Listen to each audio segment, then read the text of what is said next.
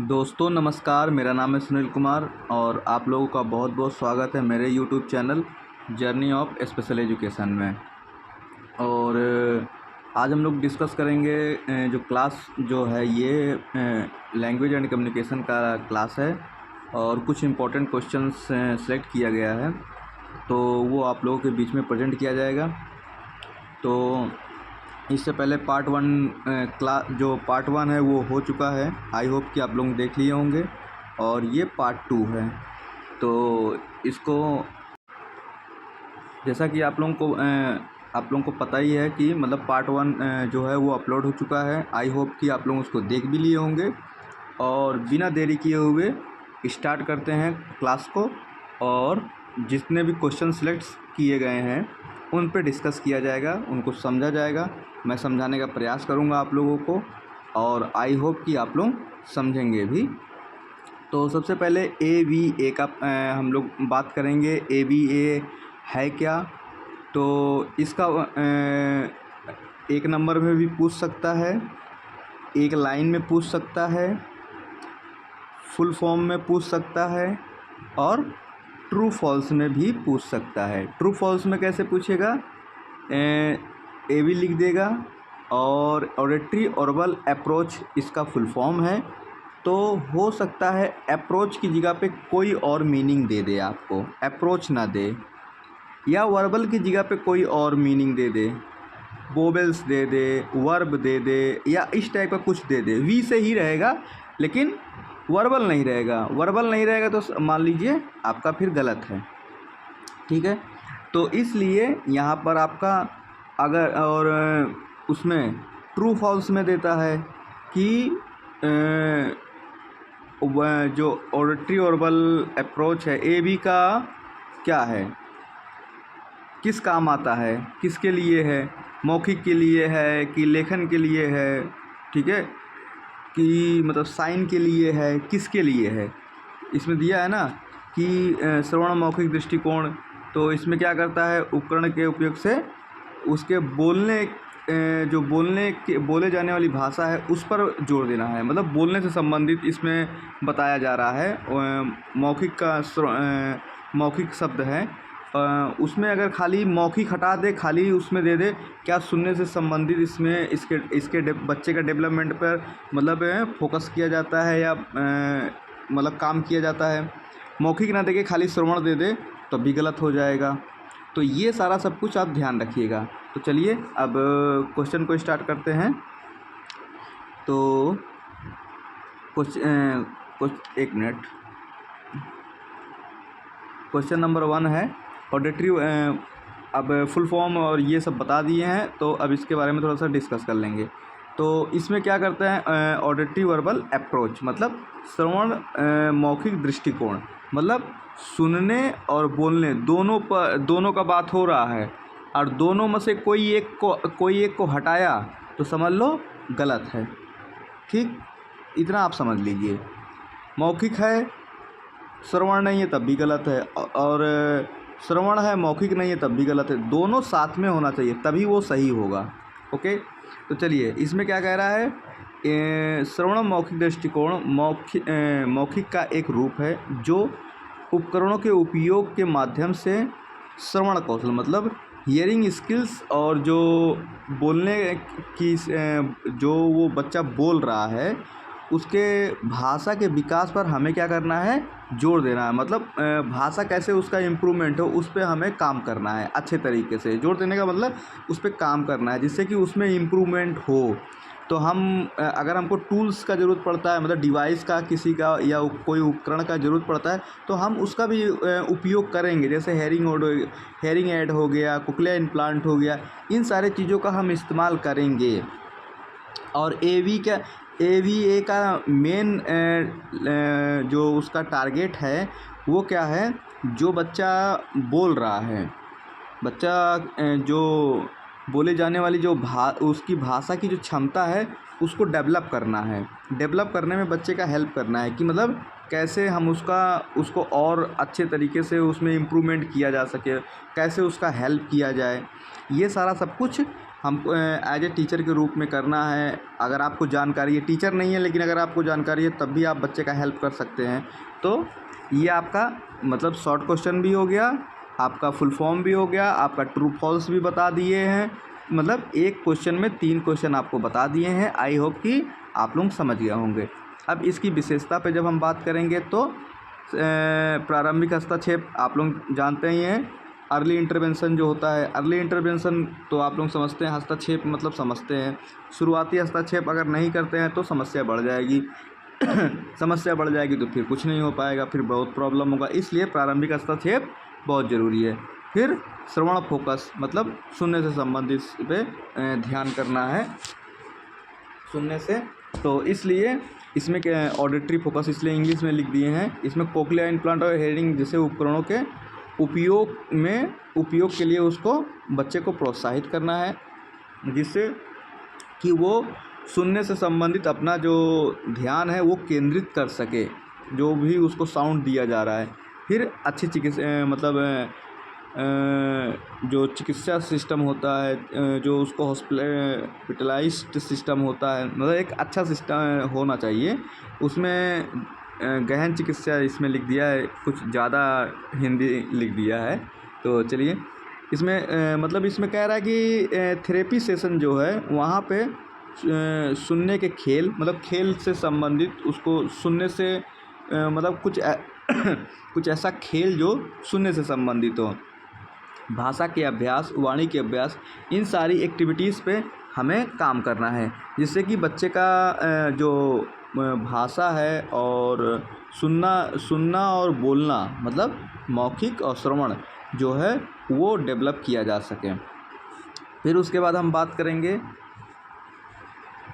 कहाँ गया, हाँ, फिर उसके बाद हम बात करेंगे बोले जाने वाली भाषा पे हमें जोर देना है।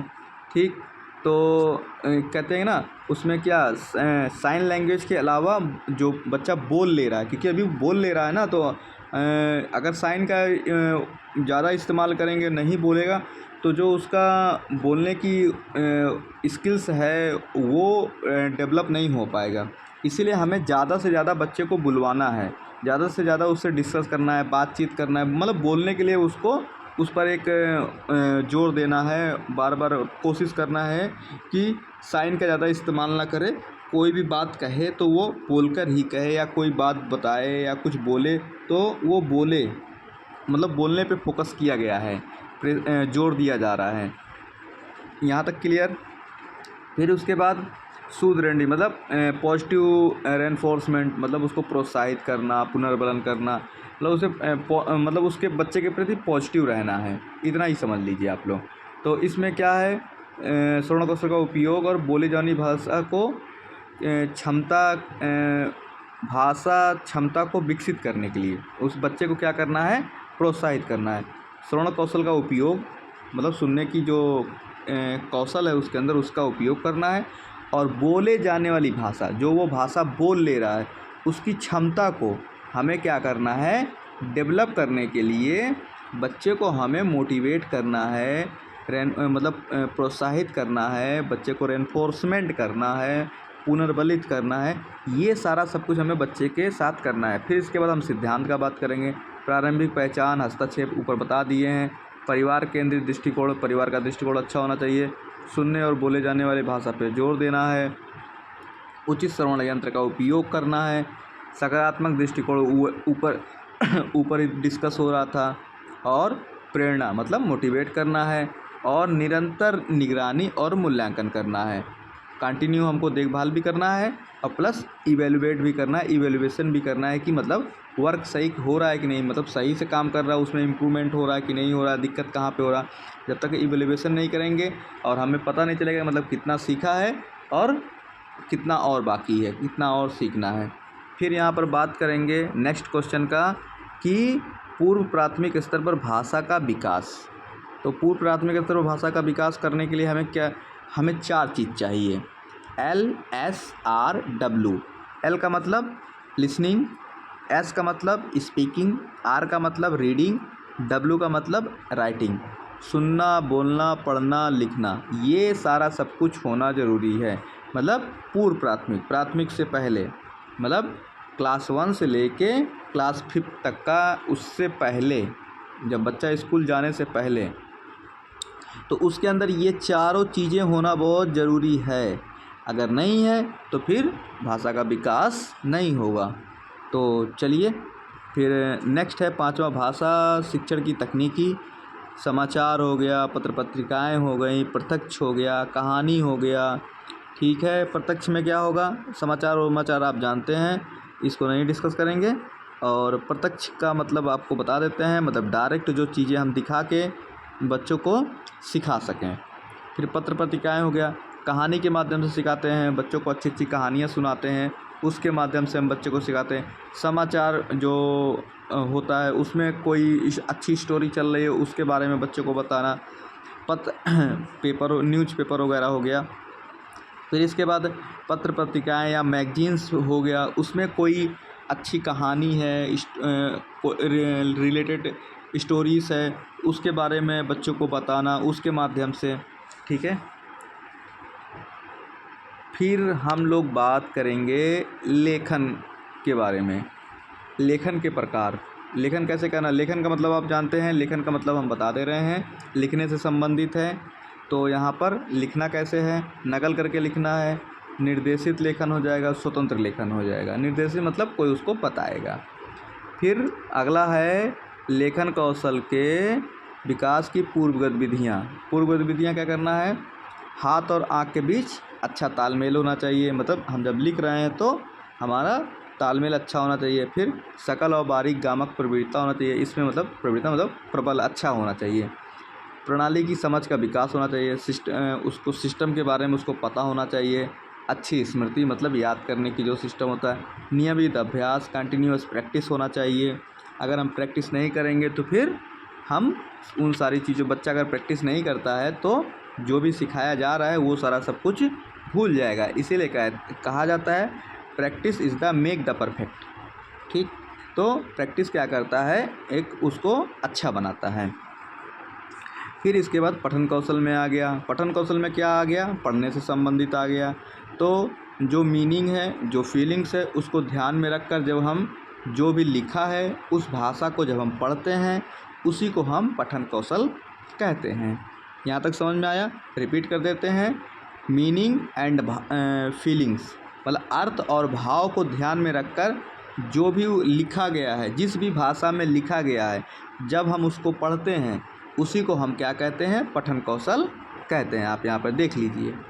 फिर हम एचआई बच्चे के, ये तो सिंपल सा है, ठीक है ना।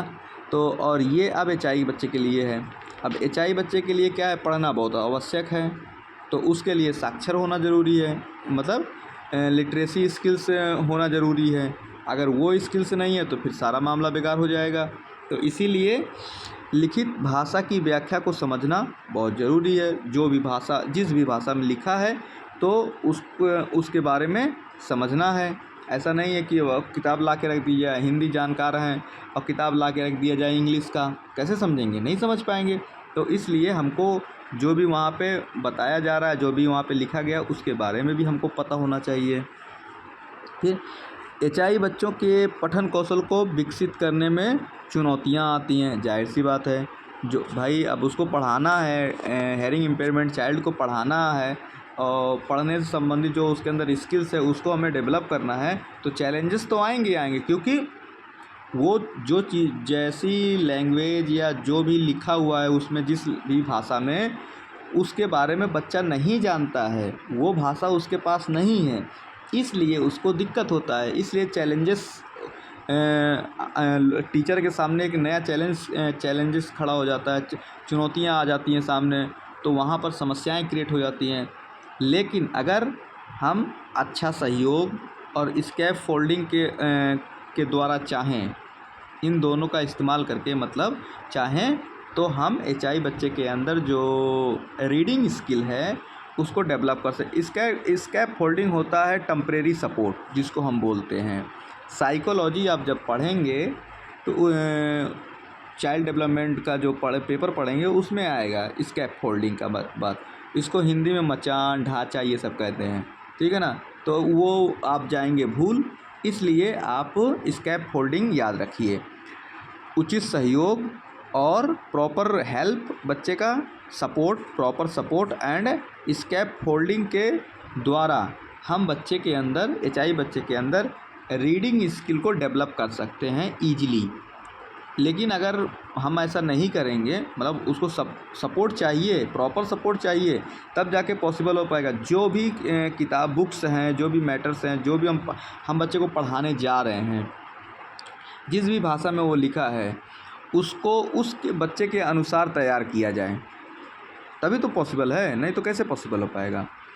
तो हम उसके अनुसार उसको पढ़ाएं, तभी तो वो रीडिंग कर पाएगा, नहीं तो फिर कैसे कर पाएगा, कैसे हम उसको सिखाएंगे। तो हमें उसको सिखाना है, तो हम proper support and scaffolding के द्वारा बच्चे को रीडिंग स्किल सिखा सकते हैं। नेक्स्ट, फिर पठन कौशल का प्रकार आ जाएगा। आप देख लीजिए, पठन मतलब रीडिंग स्किल्स के टाइप्स कितना है, 4। तो पहला तो उद्देश्य के आधार पे है, विकासात्मक पठन, कार्यात्मक हो जाएगा, उपचारात्मक हो जाएगा, मनोरंजनात्मक हो जाएगा। फिर शैली के आधार पे हो जाएगा जोर से पढ़ना और पठन मौन का पठन, मतलब जोर से पढ़ना और मौन पढ़ना, मतलब बोल बोल के पढ़ना। जैसे अभी हम आपको बोल के पढ़ा रहे हैं, खाली बोल रहे हैं, तो ये क्या है, ये जोर से पढ़ना। जैसे लोग कुछ पढ़ते हैं तो बोल बोल कर उनकी आवाज़ निकलती है और लोगों को सुनाई देती है उनकी आवाज़।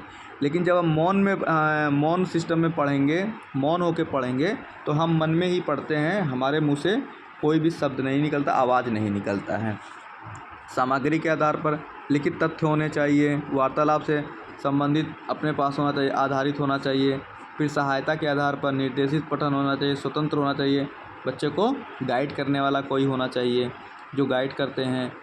फिर इसके बाद हम लोग बात करेंगे पठन कौशल की विधियाँ, कौन कौन सी विधियाँ हैं। रीडिंग स्किल का जो मेथड है वो वर्ण उच्चारण हो गया, अक्षर बोध हो गया, ध्वनि साम्य हो गया, देखो और कहो ये हो गया, अनुकरण हो गया, ठीक है।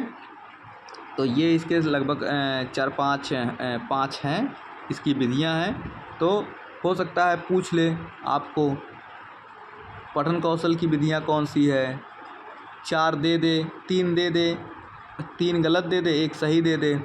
तो जो इसमें से जो 5 में से जो वर्ण उच्चारण, अक्षर, ध्वनि, देखो, कहो, अनुकरण, इन 5 में से कोई एक रहेगा तो आपका आंसर क्लिक हो जाएगा, अच्छा हो जाएगा, 1 नंबर पक्का।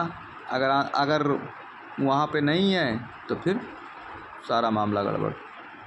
तो चलिए स्टार्ट करते हैं। फिर अगला क्वेश्चन 9 नंबर का है, भाषा शिक्षण की विधियाँ जो हैं कौन कौन सी हैं, 3 है। पहला है संरचनात्मक, दूसरा है प्राकृतिक, तीसरा है संयुक्त। ये गलती से यहाँ पे आ गया है तो इसको हम कर देते हैं थोड़ा सा साफ, ठीक। हाँ, संरचनात्मक, प्राकृतिक और संयुक्त। तो हम इसमें कितना है, इसमें 3 है।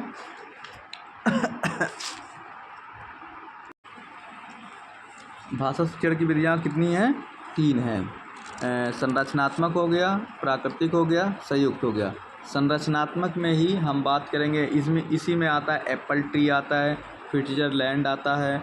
और इसमें क्या होता है, बच्चे का जो भाषा है वो सिखाने का कार्यक्रम तैयार किया जाता है हाई लेवल पर, और इसी में उसके व्याकरण से संबंधित जो भाषा होता है वो उसको सिखाया जाता है, ठीक है। फिर उसके बाद परीक्षण के समय जो बातें ध्यान रखनी है, कुछ ऐसी बातें हैं जो जब टेस्ट लिया जाता है तो उस समय वो उन सारी बातों को ध्यान में रखा जाता है कि जिससे कि प्रॉपरली टेस्ट किया जा सके। बच्चे की उम्र, यंत्र की उपलब्धता, विविधता का सिद्धांत, छात्रों की मौजूदगी की स्थिति, मतलब कंडीशंस कैसा है, और उसके बाद जो है विकल्पों का संयोजन, ये सारे सब मतलब प्रॉपर होने चाहिए। जब टेस्ट हो रहा है, जैसे एग्ज़ाम्स होते हैं, आप एग्ज़ाम हॉल में बैठे तो वहाँ पे शोर शराबा नहीं करेंगे, वहाँ पर बातचीत नहीं करेंगे, तो इन सारी बातों का ध्यान रखना है। प्रॉपरली आप अपना काम करेंगे ओनली, ये नहीं कि आप किसी से एक लाइन लिख लिए तो किसी से बात करेंगे। तो उसी प्रकार यहाँ पर भी है, टेस्ट जब लिया जा रहा है तो उस समय कुछ ऐसी बातें होती हैं जिसको ध्यान में रखा जाता है और नहीं ध्यान में रखा जाएगा तो बच्चे को डायरेक्ट बेनिफिट नहीं मिल पाएगा। और फिर इसके बाद बात करेंगे यहाँ पर लास्ट है संपूर्ण संप्रेषण क्या होता है। आप जानते हैं टोटल कम्युनिकेशन में सारा सब कुछ मौखिक हो गया, लिखित हो गया, और सेकेंड जो बाइलिंगुअलिज्म होता है वो हो गया, मल्टीपल लैंग्वेज हो गया वो हो गया, एक भाषा से ज़्यादा हो गया, साइन का हो गया। ये सारा सब कुछ हम जब इस्तेमाल करते हैं तो फिर वो टोटल कम्युनिकेशन, इनके माध्यम से जब हम एक दूसरे से अपनी बातों का आदान प्रदान करते हैं, समझाते हैं, तो वो वहाँ पर टोटल कम्युनिकेशन माना जाता है। तो हम टोटल कम्युनिकेशन का फादर ऑफ टोटल कम्युनिकेशन का जब हम बात करते हैं तो यहाँ पर नाम निकल के आता है रॉय होलकॉम्ब।